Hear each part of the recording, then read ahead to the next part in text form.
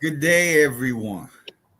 This is Reverend Bobby, and welcome to the journey.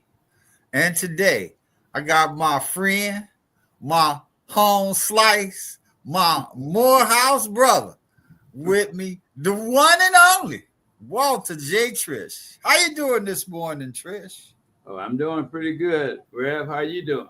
Oh man, all is well. All is well. Listen, give the people a quick snippet about yourself. Okay. Chicago born, raised, Morehouse alumnus. Um, been an entrepreneur most of my life. I've worked in the beauty industry over 40 years, setting up beauty salon, barbershop, day spa, all over the country, doing the different hair shows from Bronner Brothers to the New York Hair Show, the Vegas Hair Show, um, and now I'm in a different phase of life. I'm got my own Airbnb, got a rental car company. I've got a management company that manages some homes here in Atlanta, and just enjoying life. And in the spiritual mean, I've grown. I joined the choir at church, and finding finding God more interesting. Finding God more interesting. Well, really, what you finding is you more interested than what you find. But look. So after school, what kind of prompted you and drove you to take the journey of an entrepreneur versus corporate America and that kind of stuff? Because I, I I got offered a couple of corporate positions and things, but they wanted to send you here and there and everywhere. And after finishing Morehouse, Atlanta was growing and was still young. It wasn't overcrowded, and it was a lot of you had the civil rights movement here. It has friends like Marty King III, Andy Young, Mrs. Lowry, Reverend Lowry's wife, and so I decided to stay here to raise my family and grow my career. So over the time as you was raising the family and growing to the career in Atlanta, I'm sure you ran into some brick walls sometime that or some things that look like brick walls. What were some of the things that you pulled on to help you make it through? Well, the other part about being in Atlanta is I always had my Morehouse brothers to fall back on and to conversate with here and around the country, so that when I did hit those brick walls, I would use my resources of reaching out to the different brothers. One of my best friends was Mr. Ronald D. Brown, the late Ronald D. Brown, Yeah. and he was a financial whiz, and was doing head of Atlanta Life Insurance, and I could call him anytime late at night. We would talk, maybe after the basketball games, and he always had words of wisdom for you, and would tell you, hey, well, just settle down and turn the problem around and look at it a different way. Well, that's one of the things that I learned early in life. I would just totally switch the stuff totally around and look at it from that different direction and get some insight on what I could possibly do, to solve that stuff. Now, as you sit here in the chair of an elder and one of wisdom, where you in the position to share and give back, how does that make you feel? I take it as a great responsibility. I've talked to one of my nephews, one of our Morehouse brother, the late James Johnson. His son is always reaching out to me as a mentor and business advice and personal advice. And then another one of Morehouse brother, Mr. Gregory Webb.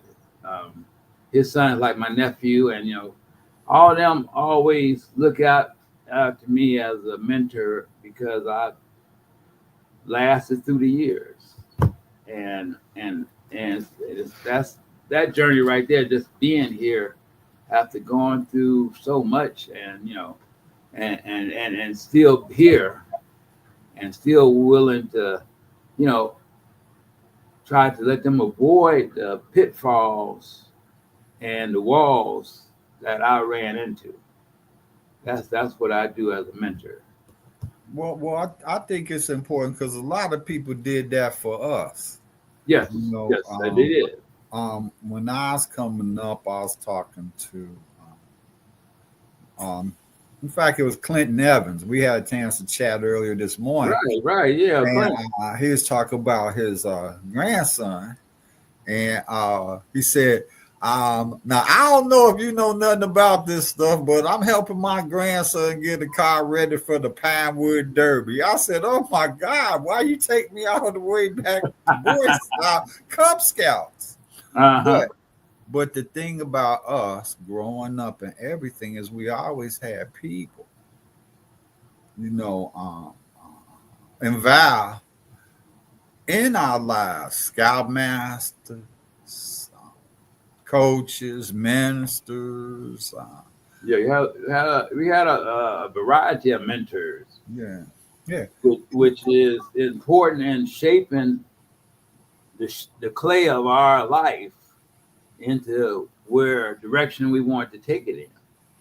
So how important is that foundation that we had that helped us build, because a lot of times I look and see foundational stuff missing these days. How important was that for you? I mean, that start from my mom and dad. I thank God that they had the foresight to send me to Morehouse. When I came out of high school, I wasn't aware of Morehouse or Atlanta or nothing like that. But my mom and dad said, "Well, Junior, you're going to Morehouse. It's a Black institution, and we think you will do well there." And I'm like, "Really, Mom?" A Chicago boy, like, okay. And as I look back on that day, and I think about it a lot of times, I just think my mother and father, who both of them only had a high school education, and coming through the 30s, 40s, 50s for a Black family, it wasn't easy. The road was bumpy at the least, and then they had the foresight to make sure their children road would be a little smoother, and so that's was the start for me. Yeah. So were they originally from here, or did they migrate up? No, my mom was from Mississippi. My dad was from New Orleans. Yeah. So they migrated up. My dad was a porter on the IC, and people don't understand that journey of just being a porter is not just working on a train. Back in those days, there wasn't no cell phone, TVs, national anything, transporting news. And so the porter would take the news from the north to the brothers and sisters in the south, and then bring the news from the south to the brothers and sisters to the north. And that's how the communication got around from Emmett Till to all the other indignity that we had to suffer and the Black race. Because the IC, the Illinois Central, was one of the main transportation routes and things that people used during the Great Migration. Yes. do come up here, and like you said, of course, I know the stories of the reporters that would, take the Memphis Chronicle news or whatever, bring it up here and take stuff down there to keep communications going with us. And it's such a deep history, and sometimes people, I know they say, well, Bobby, this and this and this about the history. I call it our story. Yes. But the thing I always remind them, Walter, is we know our story because Right. we lived it and we still living it today. And it's some crazy times today and stuff, but I see the same thing where we got to just persevere and endure, and anything that we do with focus and discipline, we always seen to do well at. So somewhere I got some hope for us now. How do you feel about the Black History Month, us as people, and Well, I mean, where we are today? The way I see it, we always had crazy times because we never was given nothing from the Morehouse days, marching with the civil rights movement, understanding how the economical part of that civil movement, and how to deal with the segregation, and how it seemed like when they gave us segregation, they just changed the game. They did. Because segregation, I see where we all lived in the same community, the doctors, the lawyers, the real estate people, they taught the people in the community. Once segregation, everybody, we could move anywhere. Well, the best of us left, and it was the rest of us there. Well, it was like that here too, because the professional doctors, lawyer, dentists, they lived over in Chatham. Till they could move to Peel Hill, right? When the Jewish doctors and stuff left there, and then when they could move outside the city, they took the opportunity too. But what happened is, is that was our economic basis, right? Gone because we took the money, out of the neighborhood. Because we had everything, supper clubs and those kinds of things, all within our community, because that's the only stuff we could do. And the jury ain't never been out about it, but sometimes we get a little bit ahead of ourselves by not, and this is one thing I've been doing, by not thinking things out, by not, taking it any further than maybe personal gratification, in the bigger picture. So, and I know, we had many conversations over the years, and, what, can, like we do, because with us, it was our interactions and our relationships with other people as our resources. And what could you share with the people that is a good idea for them to do too? Well, it's you got to understand your situation and learn the reality of it.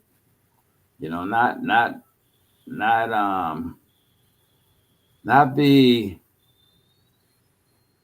not let be bamboozled or thinking that things are this or better or worse. You have to understand what the true situation is, and then you live that situation. Yeah. Kind of hard to live that situation when you don't know the truth, ain't it? Right. You got to know, and so you got to reach back to people, mentors, whoever they are, whether it's your pastor or your local businessman. I mean, you got to reach out to people that have came that road and can kind of point out directions on that road to you. Yeah, because a lot of times, we do the best that we can, but it's a lot of things that we don't know. And I always tell people it's the things that you don't know that you don't know that hang you up, especially as you traverse Well, this life. And when did you come to the realization that it's always about learning, always about adjusting, always about expanding, always about something new and something fresh? well, you have to seek knowledge, but something you just said, which I've told my grandchildren and nieces and nephews, that sometime in life, from coming from my parents, that back in the 50s when they had to deal with all the racism and everything, they had to learn how to figure it out. Yeah. Well, I told my grandchildren, my niece and everything today, that's in your blood. I say, so don't think that when you get to that hard point, whether it's work, school, or life, and you figure it out. But that came from way back. That's what came to you. That's because your grandmother, your great grandmother. That's what they did in this world, and that's why you here, because they figured it out. Yeah. They didn't get frustrated. They got mad sometimes, but they kept that under control because you got to learn how to figure it out. I mean, God blessed us all with the skills to do that, but a lot of people don't use it. And that's an interesting thing that you said right there, the skills, but most people don't use that. And what I sometimes find out is people don't really understand or look at themselves in a manner to really see the skills that they have, or they devalue them in some way, saying, well, that's just it. But that's just this and that, and it don't mean nothing. But if you look at things, I was talking to a friend of mine who's a cook, and and my friend up here just finished pastry chef school, and he was saying that was the class that almost flunked him out because every measurement is so precise. Right. Everything is just this such a way, and sometimes we have to, like you say, take a step back and look at life in a certain manner to put our finger on where we are in life. And all the time, it's not a comfortable thing to do, is it? No, it isn't. It isn't. Like, I talked to my grandson, it was fun. And he said, well, Granddad, when I get in front of the class, I get scared. I don't talk. And I said, well, this is what you do. When you get in front of that class, again, have to say something. I want you to think about you seeing me at meetings, block club meetings, all different types of events. And you see me get up and talk to people and tell them what I know. Mm-hmm. I want you to act. I want you to think and say, well, I'll act. You believe, you say, well, you go back and say, well, I want you to think, what would I do? What would Granddad do? Mm-hmm. And then I want you to act on it from there. Yeah. And all I'm doing is just giving them that confidence that to do what they need to do. But here, and this is a good one. You slick.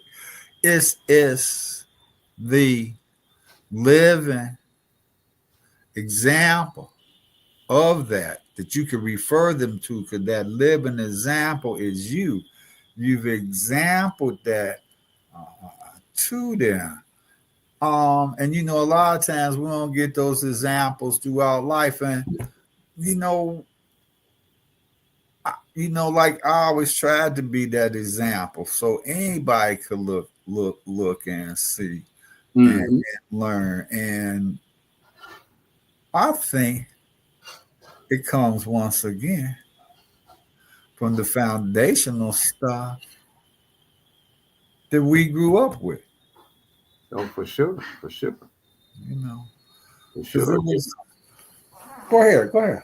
No, I was gonna say because for sure, because my mom and dad always taught me to speak out. Don't be scared to speak out. You know, if you know what you got to say, go ahead and say it. And so in life, and if you don't know it, know how to ask to find out about it. Mhm. You otherwise you won't ever know it if you don't ask to find out about it. Whether it's your mentor or co-worker or whoever it may be, your classmate. Is you everybody have to learn somewhere. The the other thing too, like the Boy Scouts and those kinds of things, Cub Scouts, different things that we did growing Yeah, up. yeah, that was part of It, our it, life. it helped. It helped develop some direction and discipline. And my daddy was the disciplinarian for Mosley until it closed, and then he a disciplinarian at Mighty Fiore. And people think I had an easy life. Yeah, let me just because I'd be light and goofy and stuff, but back then it was like like that. And the discipline part usually missing from a lot of things, the discipline and focus.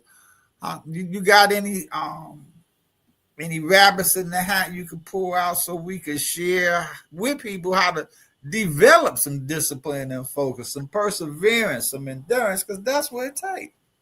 Yeah, you're right. You're right. That's the same thing I got from my parents that I learned. You know, my parents taught me they like to have a good time, but then they knew when it was time to work, you got to work.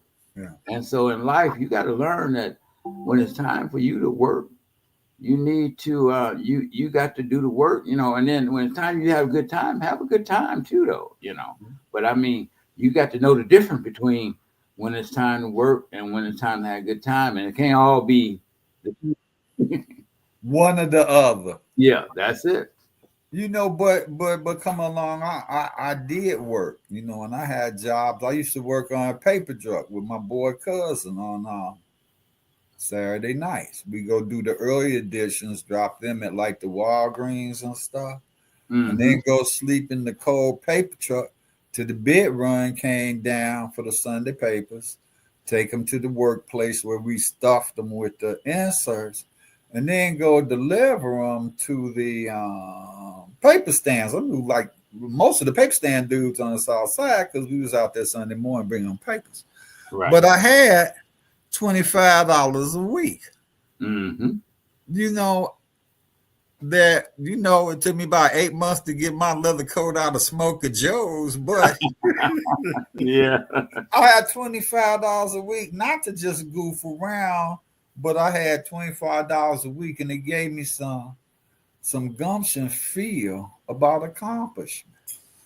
How Well, good do you feel when you accomplish something, Walt? it's the work ethic that you learn, Yeah. and that got that accomplishment to you, and that's why I tell my children and grandchildren that working is good, and you learn how to do it right. It's can be great because you can excel, and you were telling my story working on the paper truck. Well, I remember working with my brother working on the milk truck early, getting up at 3 o'clock in the morning, going to the factory to get the truck and get the milk, and then they deliver it to the door of people back there. But that was another era, another time. But what it was work ethic. Yeah. And then My we we'd stop and get a nice Polish or some nice lunch and stuff. It was real nice and things. But I mean, I watched him do this and him raise his family from doing this, and so it made me understand that the work ethic is the key of success. my buddy's granddad was a contractor builder. Used to build garages and stuff. Built a lot of stuff, garage and stuff over there in Chatham, and some of the houses over here by me. But he'd have us on the weekend with that big trough tray, and you pour that stuff in there to mix up the concrete by hand that they was using to lay the bricks. They ain't let us lay no bricks. We was just the sand mixers, you know. You were the laborer. You know how Yeah, that we was. was the laborers. We got to clean up the mess holes, everything down, wet each other up and laugh and giggle and stuff. But once again, you know, the work ethic, because you know, we never been afraid of work. That's it. And at the end of the day, when they finished building that garage, you looking like, wow, you know, you see that it took everybody to doing their part to make that garage be what it's going to be. And that's the same thing in life. It is. It takes everything for you to be what you want to be in life too. All the different little jobs, all the different classroom, all the mentoring, all that comes together to have to build you, to build your work ethic. It does, and to build your character, because I know sometimes, even now, with some of the things that come my way, because God run a whole lot of stuff, you know, my way. He run a whole lot of stuff by both our ways. Yeah. So sometimes I got to dig on everything deep in me. Go to a conversation I done had with Walter. You know, think about Hop lying to me when he sniffled 2 times, because you knew a bit loud coming in. But then after that, he had some good stuff, and I had to just pull on, you know, the things that I knew. So, as we come to the end of our journey today, did you enjoy it? Oh yes, I really had a great time. Building, showing how we got to where we are. See, a lot of people don't understand. We got here by a lot of hard work. Even though we had a few good times in between there now, but the hard work is what got us to where the point we are now. And you know, I really enjoy talking with you, and we got other subjects that we can dwell into, and wouldn't mind talking to you another time on other subjects that to clarify some of the things that we said.